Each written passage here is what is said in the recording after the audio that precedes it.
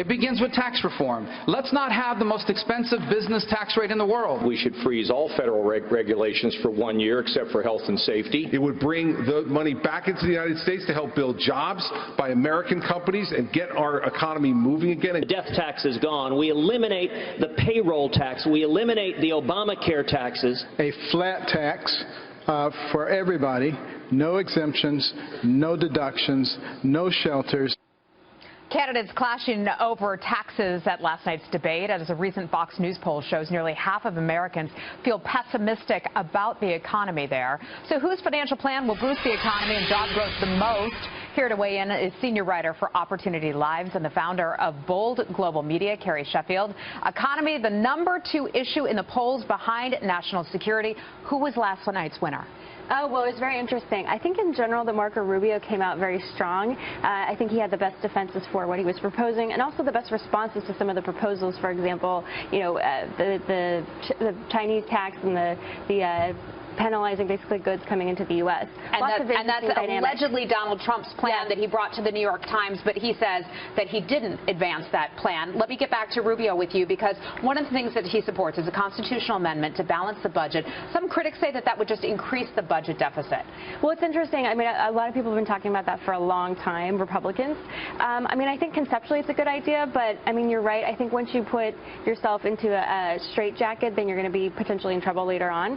But I mean, I think it is something that people should be working toward reducing the deficit. Okay. And that's something that this administration has not done. Cruz and a value-added tax, though they won't call it that. Rubio hitting him last night. Right. That's not the kind of thing that goes over too well with conservatives. No. And Rubio was very much going after Cruz in many different areas, including this.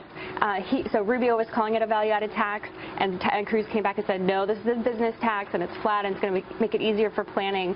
But correct me if I'm wrong. It would tax products every step along the way of manufacturing, which is what a VAT right. is. Yeah, and I think that Rubio made the very valuable point that if you put this sort of tax on, it really hurts consumers, especially, for example, he gave seniors. And it's the same thing with low-income people. So people from the lower income of the scale in Europe, they are very hit by value-added taxes, which are more consumer-fronted. Okay, let's talk about Chris Christie and his Social Security plan. Yeah, so this is something that he's brought up repeatedly. Christie is always hitting on this theme, and I think that it's very important. I think it's not discussed enough. So he wants to reform it. He wants to increase the age of retirement. And unfortunately, none of the other candidates really ran with it. And that was something that he kept bringing back. They asked a question on how do we reform entitlements. Nobody wants to scare seniors. That's why. It's a hot potato, okay, one thing they all did agree on, and that is repatriation. It's getting companies that earn money overseas to pay taxes on it here at home. Yes, to bring it back, to bring these $2 trillion that's overseas and bring it back here so we can create new jobs,